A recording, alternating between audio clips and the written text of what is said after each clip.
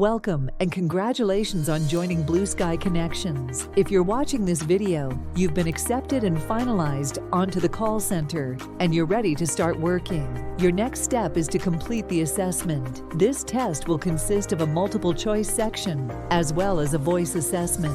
This multiple choice section is designed to see who you are as a worker.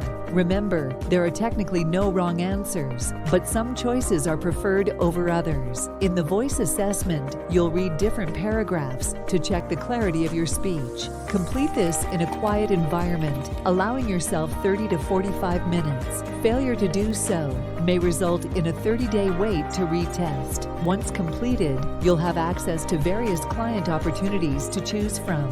You can work for multiple clients, but we recommend starting with one to get your feet wet, then taking on more if you want. The decision is yours. Once you select the certification class you would like to join, 100% attendance is required. You have the option to choose what time slot you want to attend. Classes are filled on a first-come, first-served basis, so be quick. Now that we've covered the basics, you're ready to take the next step towards shaping your future. We're here to support you every step of the way as you embark on this exciting journey with Blue Sky Connection.